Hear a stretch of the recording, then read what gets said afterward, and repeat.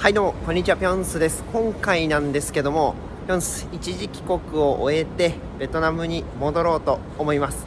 なので今回の動画は、前半と後半ちょっと2つに分けて、紹介したいことがあります。まず1つ目が、今回成田空港から ANA を使ってベトナムハノイに戻るので、そちらの搭乗レビューが1つ目で、2つ目が、僕は SFC を持ってるので、スーパーフライヤーズカードかな、 SFC を持ってるので空港のラウンジを使うことができます。で今回成田空港の第1ターミナルから、出発するので、ユナイテッド航空のラウンジと ANA のラウンジと2つ使うことができるので、そちらのレビューもちょっとしていこうと思います。いや、一時帰国むちゃくちゃ楽しかったんですよ。もちろん出張兼一時帰国なのでずっと遊んでたわけではないんですけど、久しぶりに日本の方会えたりだとか、グランピング行ったりだとか、ちょっとなかなかベトナムではできないことを、体現させていただいて、すごい有意義な時間になりました。で、日本ベトナム以上に暑い日もあって、今、34.1 度って出てるんですけど、本当暑いっすね。なので早速、空港の中に入ってチェックインしたいなと思います。はい、では行ってみましょう。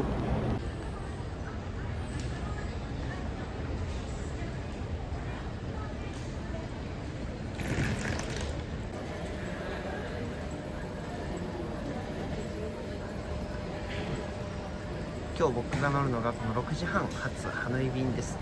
ハノイなんか台風来てるらしいんですけど、今オンタイムになってるので、そのまま出てくれるのかなって思います。じゃあチェックインしてみましょう。はい、無事チェックイン終わりました。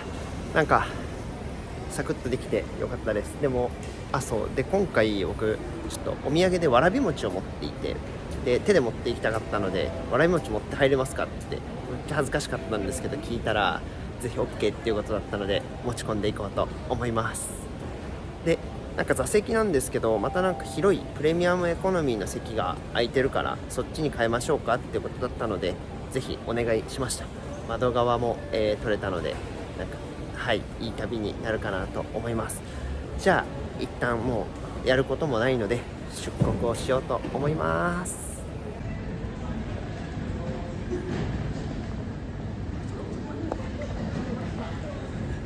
はい、無事に出国できました。ここだけの話なんですけど、僕いつもハンコをもらうようにしてて、もらわなくても多分 OK なんですけど、ちょっと僕いつ飛んだかとか記録しておきたいんでハンコもらうようにしてるんですけど、今日の税関のハンコを押すおじいさん居眠りしててすげえ面白かったです。すいませんって言ったらビクってなって、ハンコしますみたいな感じだったのでちょっと面白かったです。はい、じゃあ一旦この後は動画を切って、ANA ラウンジのとユナイテッドクラブのラウンジの、紹介をできればと思うので、一旦搭乗口まで移動。今日のハノイ便なんですけど、多分ベトナム人のツアーの方ですかねが結構いるので、もしかしたら満席かもしれないです。こんな感じ。ハノイちょうどハノイ行きの横にホヌがあったので見に来てみました。すげえ久しぶりにエアバス A380 見ました。大きいですね。僕もいつかはこれに乗ってホノルル行ってみたいなと思います。じゃあ搭乗までちょっと待ちたいと思います。ゲート前来ました。見てください、すごい人。今日めちゃくちゃ人多いぞ。今日なんかやばそう。もうちょっと待とうと思います。でもなんか上級会員の人も結構多いんですかね。結構並んでて、僕あんま並ぶの好きじゃないんでギリギリまで待ってから入ろうと思います。ゆっくり乗ろうと思ってたんですけど、時間もあれなので早めに乗ってしまおうと思います。結構やっぱ修学旅行生みたいなツアー客がいて多かったので早めに乗ってしまいます。じゃあ機内行きます。機内入りました。今日もまさかのプレミアムエコノミーのクラスにアップグレードされてました。なんかクラスはないって言ったんですけど、とにかくアップグレードされました。座席がエコノミーだと333なんですけど、プレミアムエコノミーだと232なので、ちょっと広いですよね。こんな感じで、足元も見てください。こんな感じで伸ばせるぐらい広い席取ってもらいました。ラッキー。で、アメニティはでもエコノミーと一緒で、枕とブランケットですね。このブランケットが助かるんですよ、寝るとき寒いんで。じゃあ離陸を待ちたいと思います。でもこの足広いの本当に助かる。唯一モニターが前になくて横から出す形式なんですけど、僕は気にならないんで足が広くて移動しやすい方が助かります。ラッキー。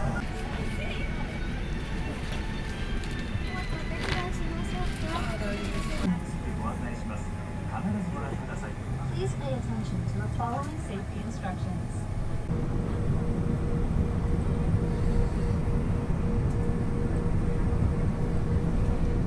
Please make sure that your seat belt is securely fastened. Thank you.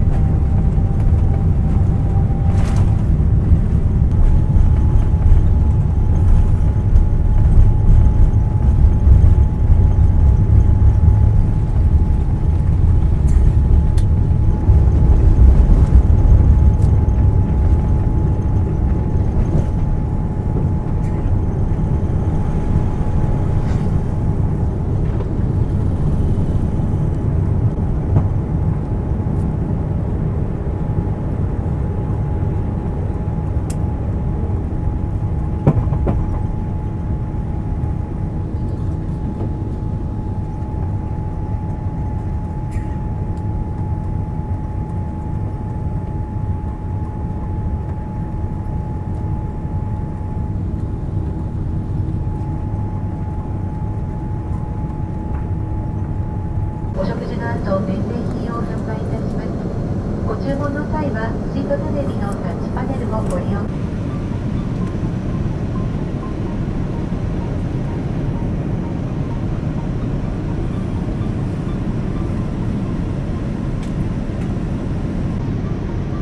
綺麗。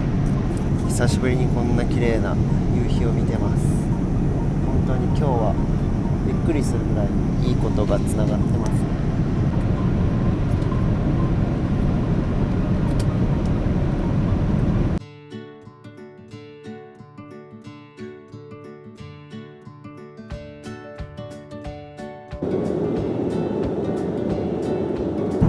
はい、離陸してだいたい30分ぐらいですかね、経ったところで、おつまみとドリンクのサービスが始まりました。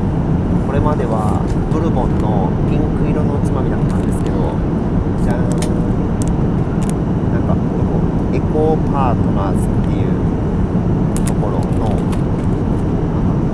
新しいおつまみ、スナックミックスってやつに変わってます。確かにそういえばラウンジのおつまみも確かにピンク色のブルボンじゃなくて青いやつに変わってました。で、お茶をいただきました。いただきます。美味しい。じゃあ機内食来るまでちょっと待ちます。はい、機内食が来ました。2種類から選べて、今回和食がなんか牛丼みたいなで、洋食が白身魚のフライ2種類のソースとターメリックライス、美味しそうだったので洋食を選びました。出発して、1時間ぐらいですかね。はい、太平洋を飛んでる時に出てきました。こんな感じですね。開けてみます。おー、うまそう。これとなんかカニのサラダ、お寿司と枝豆、野菜、パン、お水でチーズとクラッカーですね。じゃあいただこうと思います。いただきます。お酒飲みたいんですけどまだちょっと仕事をしてるのでお茶にしました。乾杯。じゃあまずはサラダいただきます。どうなんですかね、みんなどっち選んでるんだろう。海外行く時ってこれ何度も言ってるんですけど、やっぱり野菜不足に陥りがちなので、この機内食でのサラダめちゃくちゃ大事なんですよ。ラウンジでも食べるんですけど、その大事なサラダをいただきます。僕人参あんまり好きじゃないんですけど、こんだけ細く切ってくれると食べれそうというか、いつも食べてます。じとしそ入れてくれるのいいですよね。青じそ、大葉っていうのかな。いきます。おいしい。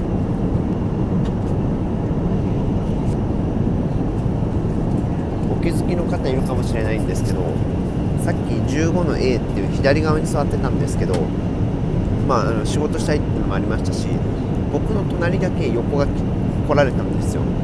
他空いてる席あるのに横を座られたので、他の方がなのでちょっと CA さんに確認して、別の席移動していいですかって言って、この右側の席に行きました。なので先ほどお見せした綺麗な夕日を見ることができました。空いてる席だったら移動していいっていう風に言われる方もいるんですけど、個人的にはちゃんと CA さんに確認して OK が出たら移動するっていう風にするようにしてます。はい、僕枝豆は苦手なのでちょっとごめんなさい。お寿司だけいただきます。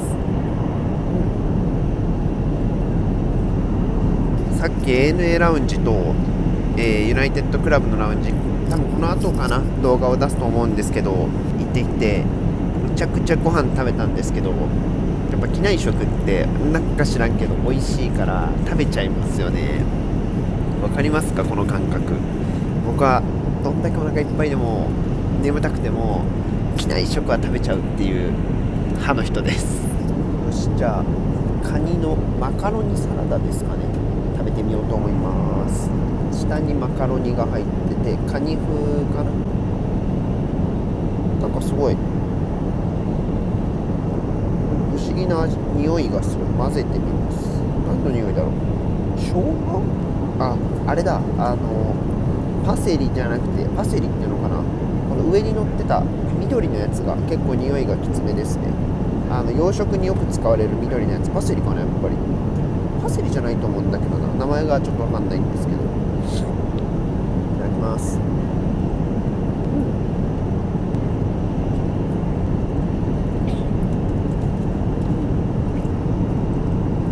美味しいです。こちらの2種類のなんかライスいただこうと思います。実はこれ以前食べたことあるんですよ。以前 ANA 乗った時に別の機内食が用意されるはずだったんですけど、急遽今日はこっちになってますっていう風に言われた時があって、その時美味しそうだなと思って食べてたんで、付け合わせがもしかしたらちょっと変わってるような、変わってないような気がするんですけど、食べてみたいと思います。魚大事ですからね。白身魚って美味しいですよね。じゃあ白身魚とターメリックライス。うまっ。これなんかマクドナルドのフィレオフィッシュのなんかもうちょっといいやつみたいな、すっげえ美味しい。マクドも美味しいんですけどね。僕もそんな多く飛行機会社乗ってるわけではないんですけど、やっぱり ANA とか JAL とか日系で、その後、シンガポール航空、あと個人的に好きなのは大韓航空、ビビンバとかも好きなんですけど、やっぱりアジア系の会社ですよねが機内食美味しいので結構好きですね。このトマトソースの方も美味しい。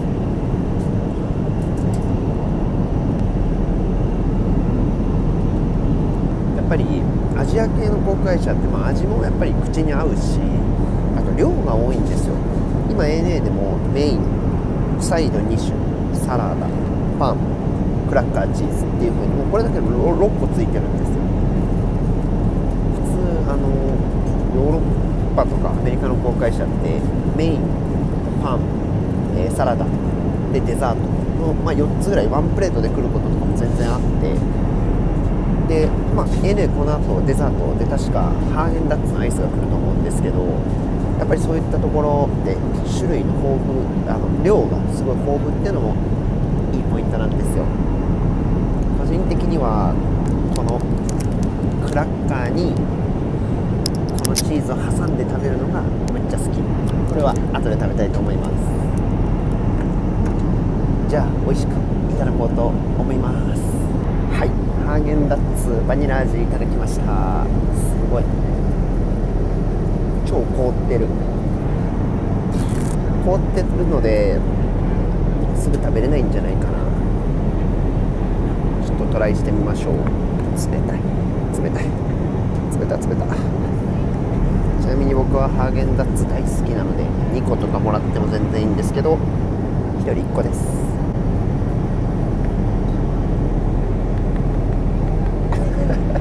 硬すぎて食べれないのでちょっと溶けてからいただきたいと思います。でもこれはもう美味しいのが確定してるので、やっぱり ANA の機内食最高ですね。ちょっと、ご飯食べてまたゆっくりしておこうと思います。はい、到着まで残り1時間ぐらいになりました。で、今日面白いんですけど、いつもと違うルートを飛んでるんですよ。それがこちら。はい、いつものルートだとこの成田から韓国の方から南京で広州、ハノイっていう風に行くのがいつものルートなんですけど、今日は沖縄ですね。那覇から台湾の下を通ってほぼダナンのところから北に向かうっていう風なルートを取るようです。今日はベトナムに台風が来ていて、ちょうどハノイの北部の方に台風が来てるので、多分その天候の悪いところを避けて飛行してるので南回りの便になっているのかなと思います。駐在してると何回か同じような飛行機にその ANA のこの便に乗ることがあるので、こういったいつもと違う点ですねを見つけられるっていうのも結構面白いポイントかなっていうふうに思います。で、到着1時間前ぐらいなんですけど、再度お茶と、はい、このおつまみをいただいたので、おつまみちょっと食べてみようと思います。ブルボンの方も美味しかったんですけど、これはどんな感じかちょっと食べてみようと思います。匂いは普通か。このなんかウイスボール、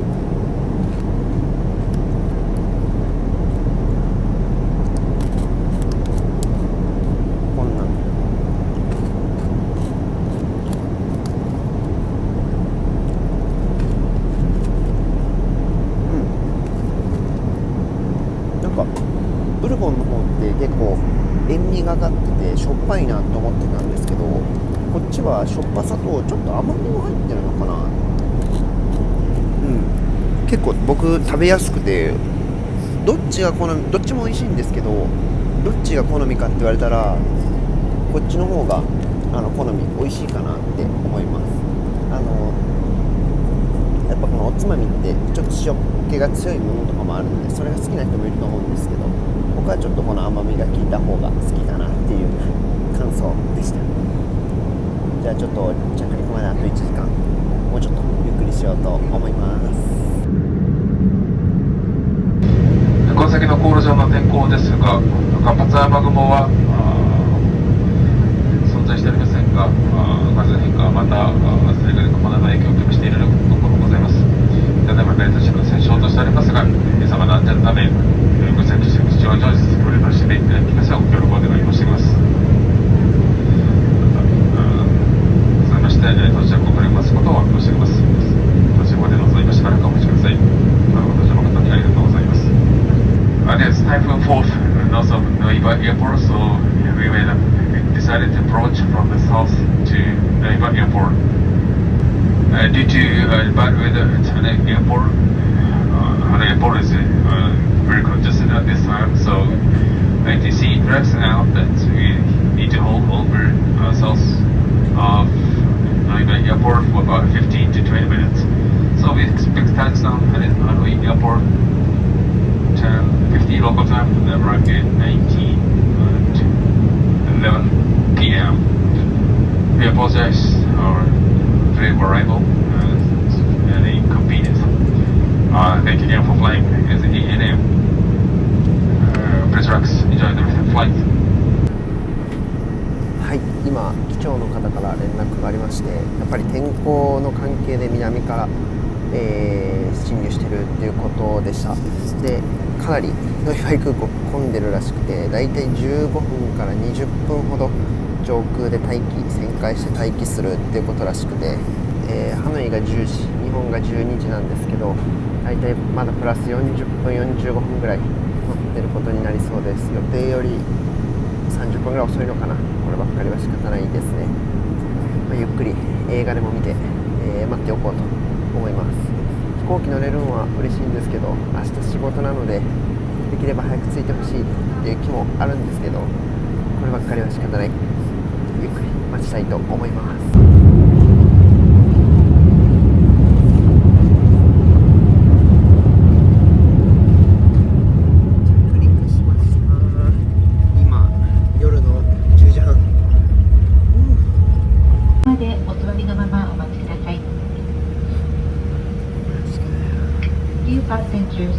今アナウンスがあって使用するスポットが埋まってるし、どっか違う飛行機が使用中なので、このまま誘導路で待機だそうです。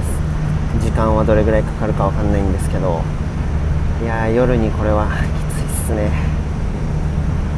まあでもプレミアムエコノミーのシートでだいぶ楽に旅させてもらってるので、もうゆっくり待つとしましょうか。待ちます。飛行機降りました。今だいたい10時半から11時ぐらいかな。だいぶちょっと疲れてますね。なかなか飛行機到着してからなかなか降りれなかったので結構来てます。ちょっと明日朝何時だっけな、8時半ぐらいから仕事が入ってたはずなので早く帰ろうと思います。まあでも飛行機長く乗ってること自体はね、楽しいことなんでね、そこはプラスに捉えてやっていければなと思います。出国じゃなくて入国がどれぐらい混んでるかですね。あと多分今到着便重なってるんですごい人が多いのと、荷物もねすぐ出てこないかもしれないんで、そんな焦らず並んでいきます。では入国します。やばいかも。想像を超える人の多さかもしれない。ちょっと奥行きましょうか。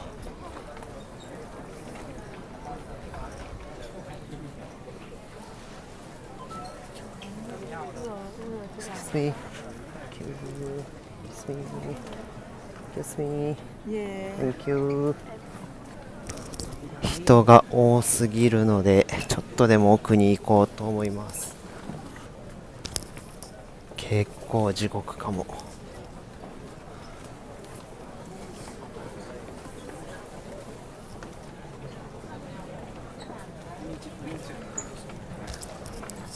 入国できないんじゃないって思うぐらい混んでるかなと思えば、奥はそうでもないのかな。いや、ここは特別レーンですね。ちょっとこっちの方まで来てみます。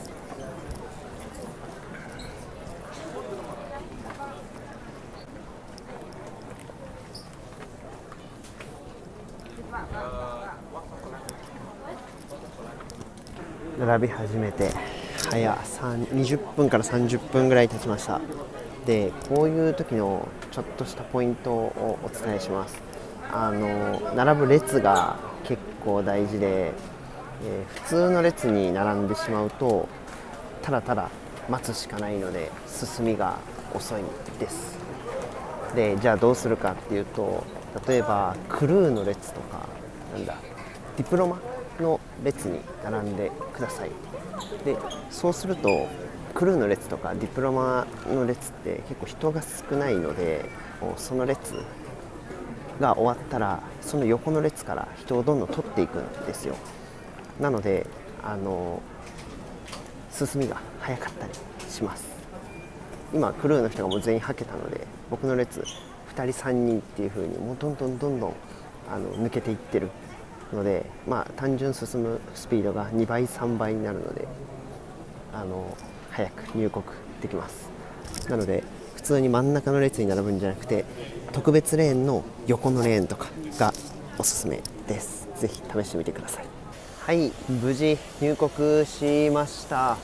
やっぱりクルーの列の横むっちゃ早かったです。ANA が多分最後の便なんですよ、この、アジア便で夜着くのが。